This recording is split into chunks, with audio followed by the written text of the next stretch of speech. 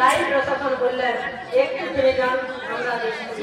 তাই আজকে আমরা যে নানা সন্ন্যাসীদেরকে নিয়ে এত উপহাস করি, আমরা যে নানা সন্ন্যাসীদের নিয়ে এত হাসাহাসি করি, নাগা সন্ন্যাসীদের দেখে আমরা লজ্জা পাই।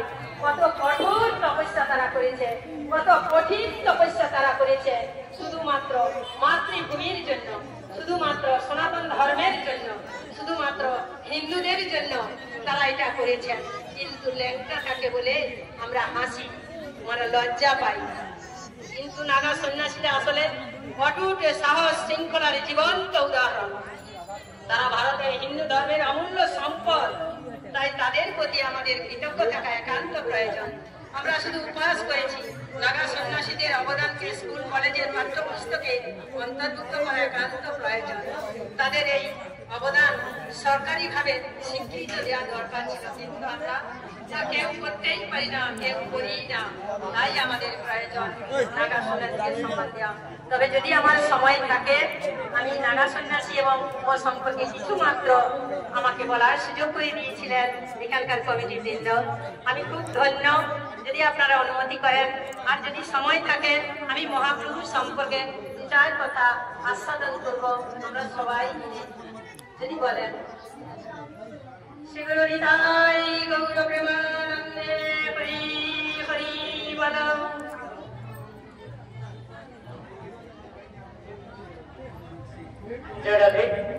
আমাদের কাছে হিন্দু সনাতন ধর্মে যে চরম ভিড়, হিন্দু সনাতন ধর্মের যে চরম পরিস্থিতি, নাগা সন্ন্যাসীদের যে ভূমিকা ধর্ম রক্ষার প্রেক্ষাপটে এই হিন্দু সনাতন ধর্মের যে ধর্মের পরিচর্চা, তার থেকে যুগে যুগে ঐতিহাসিক আমল থেকে পর্যন্ত যা চলছে, আমার সম্মানীয় দেবী জ্বলন্ত সংস্কারিক দিয়ে জ্বলন্ত উদাহরণ দিয়ে আমাদের সমৃদ্ধ করছে। সনাতন ধর্মকে রক্ষা করবার জন্য প্রয়াসী হই।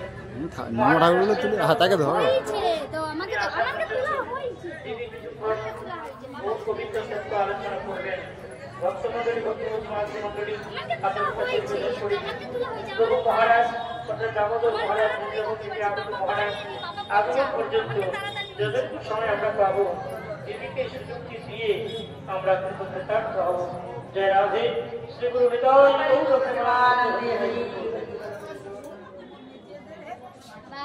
আমি এই গৌরহরি সম্পর্কে কথা বলছি।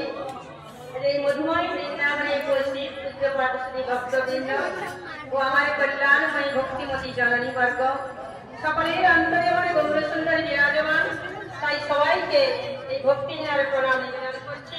আপনারা কৃপাশীষ করুন যেন গুরুপদে মতি রেখে গৌর প্রভু কথা বলতে এবং আলোচনা করতে এবং আস্বাদন করতে পারি।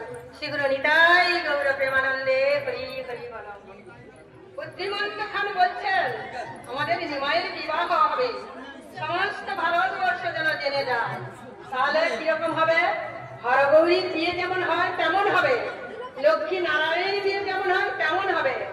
যার আছে সে যদি সব কাজে ব্যবহার করে তবে তো সেটা আরো আসবে। কিন্তু আমাদের যাদের অনেক আছে, আমরা কি তা করি? আমরা আরো চাই, আরো চাই।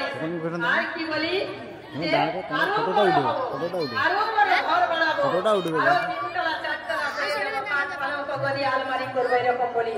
কিন্তু শাস্ত্র কি বলেছে, ভাগবত কি বলেছে? না না, যার আছে সব কাজে ব্যয় করতে হয়। কিন্তু মহাপ্রভু তো ছিলেন কাঙাল, তার বিয়েতে খরচ কে করবে? মাঝে মাঝে মহাপ্রভু ঘরে ব্রাহ্মণ বৈষ্ণব আসতেন, তাদেরও সেবা দিতে পারতেন না তিনি। কিন্তু তার ঘরে ছিলেন লক্ষ্মী বিষ্ণুপ্রিয়া, তবুও যেন তিনি অপারগ হয়ে পড়তেন, সাধুগুরু বৈষ্ণবের সেবা দিতে পারতেন না। এমন কাঙাল ছিলেন আমার গৌরহরি। তিনি মাটির ঘরে বাস করতেন। স্বয়ং ভগবান ত্যাগ বৈরাগ্য দিয়েই তো শিক্ষা দিয়েছেন। বুদ্ধিমন্ত খান শুনে সর্ব ভাই রাজকুমারের বিয়ে যেমন করে হয় তেমন করেই মহাপ্রভুর বিয়ে দেব, যা কোনো কালে কেউ দেখেনি। তাহলে বুদ্ধিমন্ত খানের কত উদার মন, কত বড় মন। তিনি তার যত কিছু আছে সব কিছু দিয়ে আমার গৌরহরির বিবাহ দিলেন। যেদিন মহাপ্রভু বিষ্ণুপ্রিয়ার শুভ পরিণয় হয় তাই দেখে কত পিতাই আফসোস করছেন, আহা এমনই নারায়ণের মতো পাত্রের সঙ্গে আমাদের বিবাহ যজ্ঞ কন্যার বিবাহ দিতে পারলাম না, কত আফসোস করে যাচ্ছেন। যখন তারা যুগলে দাঁড়িয়েছেন কি দারুণ লেগেছে।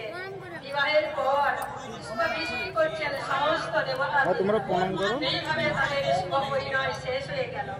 বাসর ঘরে যেতে গিয়ে এক দুর্ঘটনা ঘটে গেল। বাসর ঘরে যাচ্ছেন আমার বিষ্ণুপ্রিয়া দেবী আমার মহাপ্রভুর কানের উপর ভর করে কেমন আবেশে তিনি হাঁটছেন, হঠাৎ হুচুট লেগে গেল, পায়ে রক্তপাত হচ্ছে। আমরা বলি শুভক্ষণে শুভ দিনে রক্তপাত হলে অশুভ। আমার গৌরী তার পা দিয়ে একটু টিপে ধরলেন, রক্তপাত বন্ধ হয়ে গেল। আর মহাপ্রভুর স্পর্শ তো, তার স্পর্শে সব ঠিক হয়ে গেল। বিবাহের পরে মহাপ্রভু কিছুদিনের জন্য, বিবাহ করার পর তিনি পিতৃ শ্রাদ্ধের জন্য, মানে পিতার পারলৌকিক কর্মের জন্য গয়ায় গিয়েছিলেন। কিন্তু তার উদ্দেশ্যটা ছিল পিতার এই পারলৌকিক